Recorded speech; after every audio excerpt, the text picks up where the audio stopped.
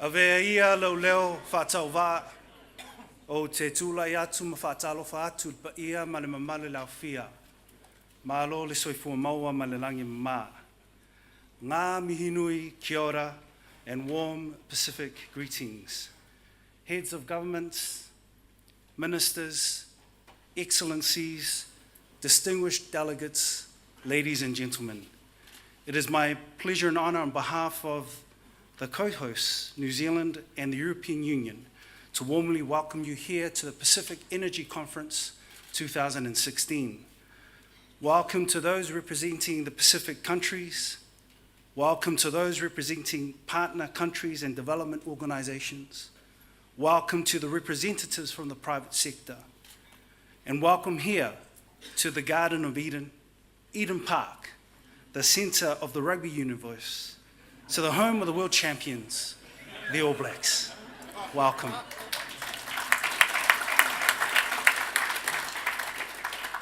My name is Laulu Maklauanai, and I'm the Chief Executive Officer of the Pacific Cooperation Foundation, and it is my honour to be the Master of Ceremonies for this conference. This morning, we have two distinguished delegates or guests representing the co-hosts to deliver the opening remarks. The New Zealand Foreign Minister, Honourable Murray McCully, and the European Commissioner for International Cooperation and Development, Neven Mimica. Now, as with all events, we have housekeeping rules, so I'll try and keep them as brief as possible. Now, I know many of you are struggling to find Wi-Fi. It's the most important thing in a conference. So the passwords are these: Pacific Energy 16, all lowercase, Pacific Energy 16, but you need to find capital EPCP. EPCP, find that, put in the password and you've got Wi-Fi. All plenary sessions are in this room, morning tea, lunch and afternoon tea. All plenary sessions are here. When you registered, you would have registered for breakout sessions. They are in level 3 and level 5. They're not here on the plenary session.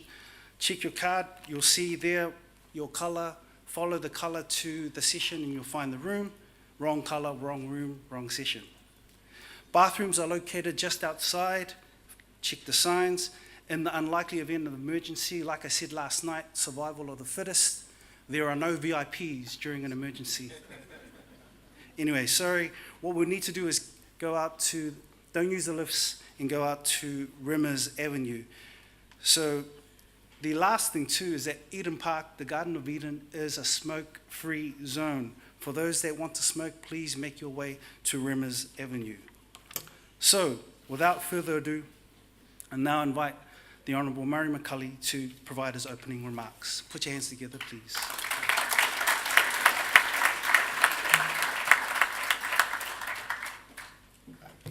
Thank you, Mac, and good morning, ladies and gentlemen. We look forward to an industrious day of discussions. Can I just start by greeting my co-host for this conference, the European Union Commissioner for International Development, Neven Mimica, with whom I've shared the last week travelling in the Pacific. His impressive delegation, including the representatives from a number of aspects of the European Union's commitment to this region. Can I greet the impressive list of leaders on the stage? I'm going to be quite brief because really the mission this morning is to hear from them, but the leaders of Pacific countries here have played a real part in delivering the leadership that we've seen in the last 3 or 4 years in the area of renewable energy. Look forward to their reports and their thoughts this morning. Sitting with them, he doesn't look much like a Pacific leader, and he isn't, because he is the Special Representative, Special Envoy for Renewable Energy from New Zealand, Dr. Mike Allen. I just wanted to acknowledge the tremendous work that he does.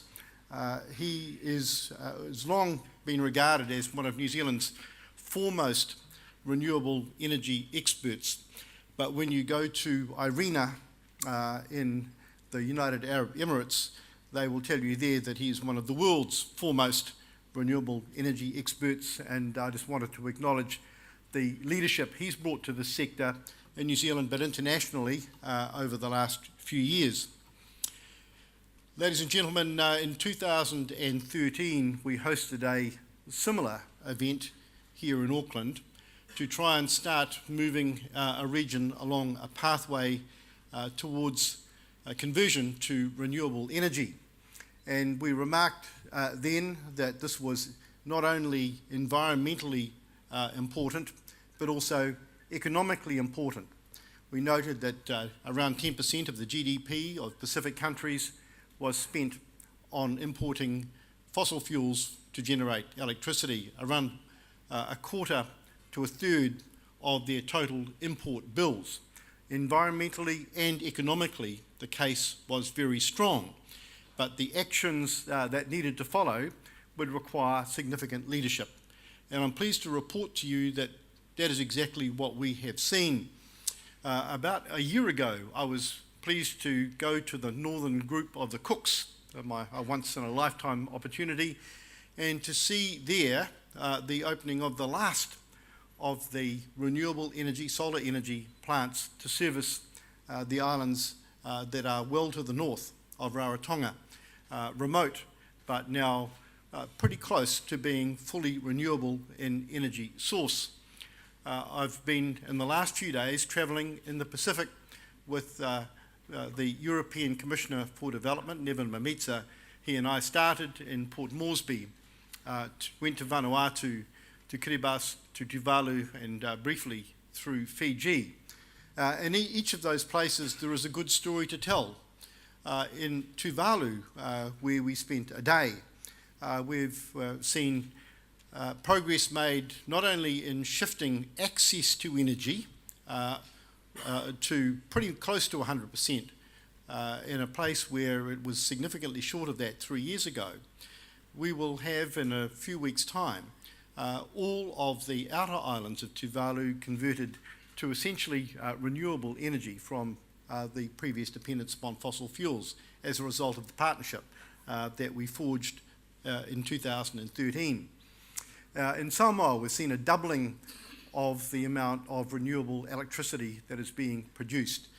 We are seeing similar stories emerge right across the region, and more partners coming on board as well.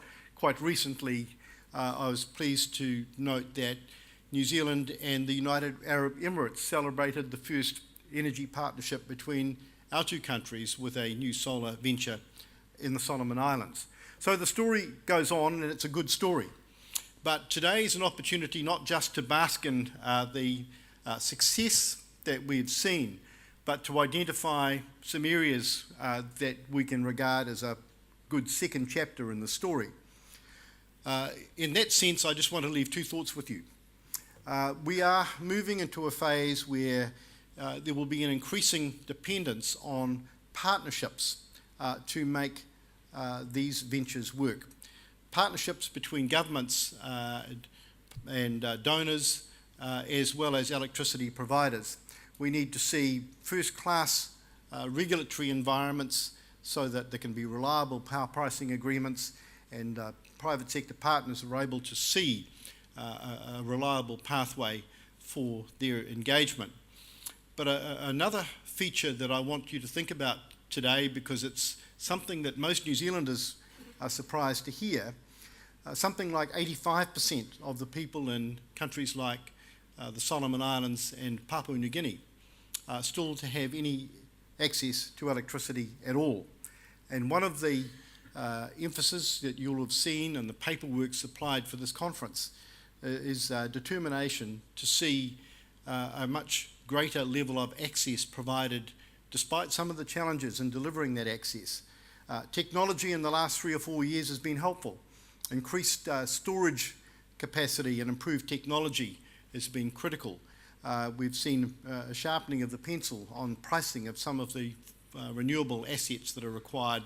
I think there is a real capacity at this conference today for us to commit to a pathway to much greater access to electricity in countries in Melanesia that currently have statistics that just aren't up to the sort of standard that this region would want.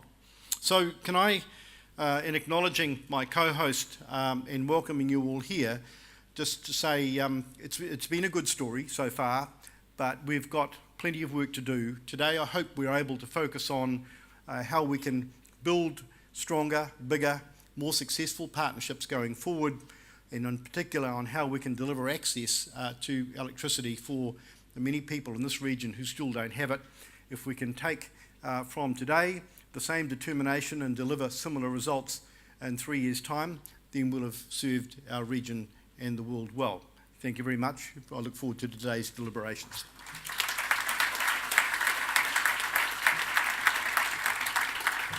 Thank you, Minister McCulley.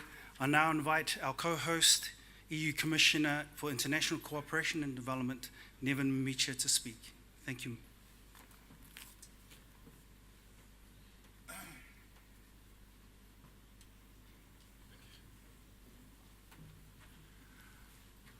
Good morning and warm greetings to everyone, honorable presidents, prime ministers, ministers, excellencies, ambassadors, distinguished participants, distinguished guests, dear colleagues and friends. It is my great pleasure to be here today, together with Foreign Minister McCulley, to open this important conference. A little more than 3 years ago, in March 2013, we assembled here in Auckland for the Pacific Energy Summit. The summit was very successful. It also marked the beginning of a partnership between New Zealand and the European Union in the Pacific on improving access to sustainable energy. This is in line with the commitments we made in Paris, Addis, Accra, Busan, to increase continuously the impact of our development assistance. Providing access to affordable, reliable, sustainable and modern energy for all is a priority in our international development efforts. The European Union will continue to actively support partner countries' efforts towards the achievement of their sustainable energy objectives and targets. This becomes even more important and demanding when we take into account the Paris Agreement at COP21 and the Sustainable Development Global Goals Agenda framework. Foreign Minister McCulley, Climate Minister Bennett and I have just returned from a mission to the Pacific. We viewed the achievements of coordinated EU-New Zealand's efforts to reduce and eliminate the region's dependence on important fossil fuels. We have worked together with the partner countries in the Pacific to introduce sustainable sources of energy and improve energy efficiency. We are making these efforts in a region where people feel most acutely the impact of climate change.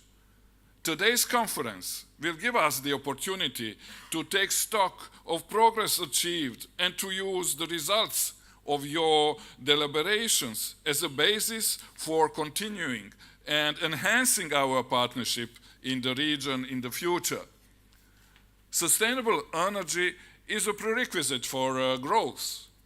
This is especially true in small island developing states, like the Pacific Islands, where reliance on important fuel is so costly and that it is hampering economic growth, and where energy is even more interlinked with climate change issues than in other parts of the world. Protecting local economies from fossil fuel price volatility, fighting energy poverty and exploiting investment opportunities in renewables and energy efficiency in the Pacific will therefore remain vital for sustainable development in the region in the foreseeable future.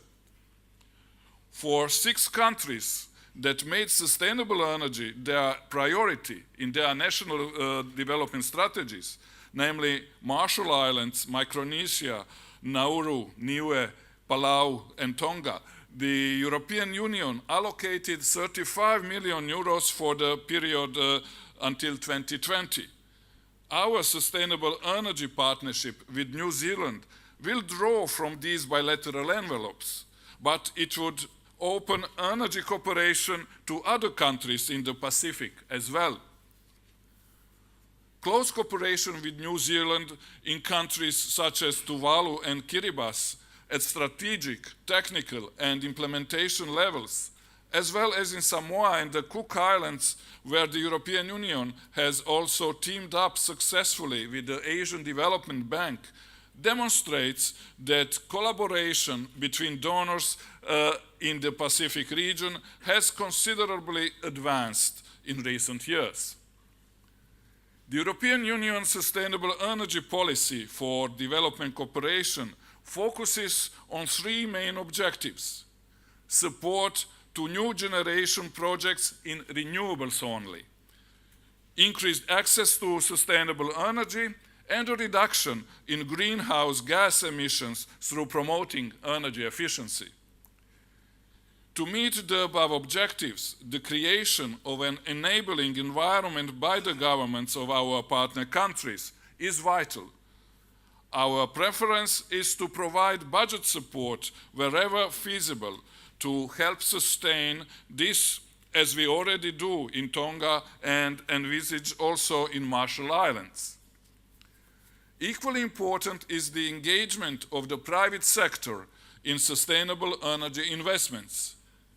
I therefore welcome the presence and participation of the private sector, as well as development investment banks and other potential investors in today's conference. European Union is ready to support sustainable energy investment projects in the region involving the private sectors through our investment facilities. These allow us to blend investment projects with grants and capacity building in order to improve their feasibility. We want to increase our resources for this in future. Another instrument available to the Pacific region is the EU Technical Assistance Facility for the Sustainable Energy. For this initiative that supports developing countries all over the world is in line and with the tuning policies and regulatory framework aiming at increased public and private investments in energy access, in energy supplies, renewable energy, and energy efficiency. The facility is open and requests from Pacific countries would be welcome via the EU delegations. During the European Development Days to take place in Brussels next week, the European Union will host the next Sustainable Energy for All Advisory Board meeting with the attendance of the UN Secretary General Ban Ki-moon and the President of the World Bank, Jim Kim. In the context of sustainable energy for all, there is broad consensus on the need for more intense cooperation among donors. Therefore, I take this opportunity to reiterate the European Union's strong commitment to continue working together with New Zealand through our Energy Access Partnership for the Pacific. To mark our commitment, I'm pleased to inform you that the European Union and New Zealand will be signing today a joint declaration of cooperation, Pacific Partnership for Sustainable Development. It will pave the way to extending our cooperation in sustainable energy to Niue, Tonga, and the Northern Pacific. But not only, it will also pave the way to the cooperation in other sectors, such as agriculture, starting with Vanuatu. Speaking of agriculture, it is another key sector for sustainable development in the region. Together with fisheries, agriculture provides the basis and the basic livelihood for the majority of the people in the Pacific.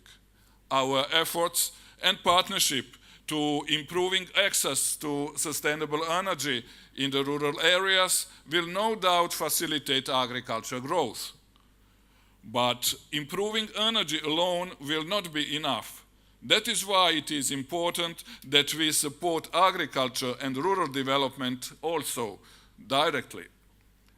5 countries in the region, Fiji, PNG, Solomon Islands, Timor-Leste, and Vanuatu, choose agriculture and rural development to be a priority for their bilateral cooperation with the European Union until 2020, for which 200 million euros has been earmarked.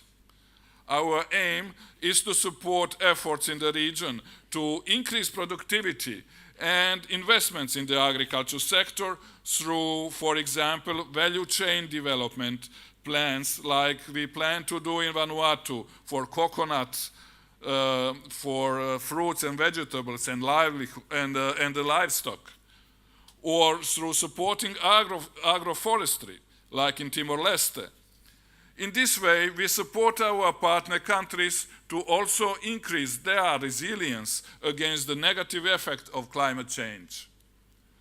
This year's El Niño impact was another warning signal that we need to transform to more climate-resilient production and consumption patterns within the region and throughout the world. Here as well, we are keen to support efforts and reform as much as possible through budget support as well as through blending, supporting investment projects through our investment facility. Because of the importance of agriculture and the rural sector for sustainable development in the region and its important link with climate change and access to sustainable energy, the European Union is strongly committed to strengthening coordination and coherence of its assistance. Encouraged by the positive results of our partnership with New Zealand in energy in the region, I am pleased to inform you that we have agreed to enlarge our partnership in agriculture. Now, to turn to climate change, the European Union has been at the forefront of international efforts towards a global climate deal and will continue to support climate action to reduce emissions and build resilience to climate change impacts in developing countries, with a special focus on the small island developing states. At least 20% of the European Union's budget will be spent on climate action. This means that at least 14 million euros, an average of 2 billion euros per year of our development grants, will support activities in developing countries between 2014 and 2020. The European Union has recently launched a new phase of the Global Climate Change Alliance with a commitment of around 350 million for the same 7 years period. It will continue helping vulnerable countries, mainly small island developing states and the least developed countries, to increase their resilience to climate change.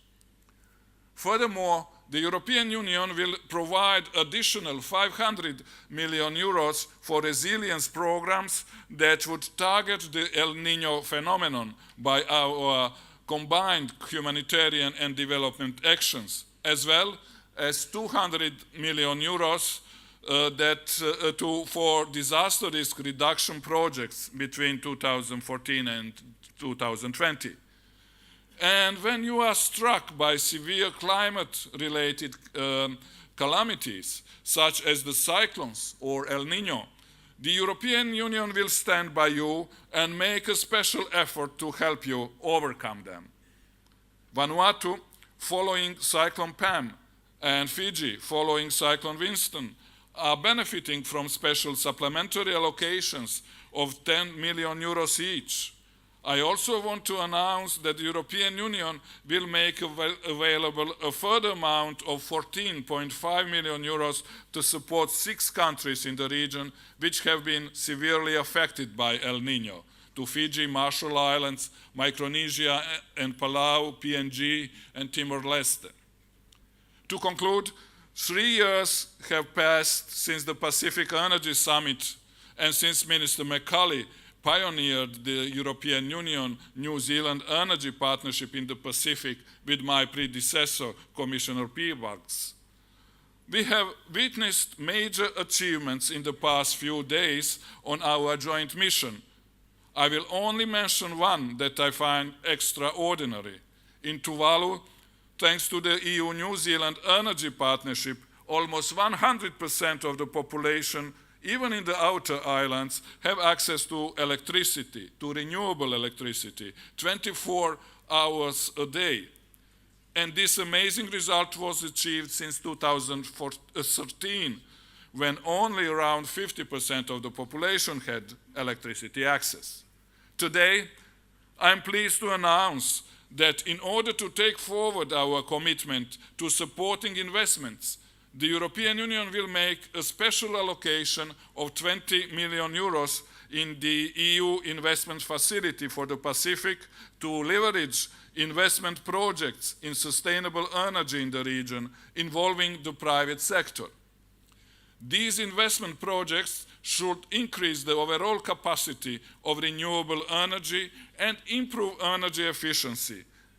And based on our realistic assumption, they will lead to total equivalent additional renewables capacity of at least 75 megawatts in the region.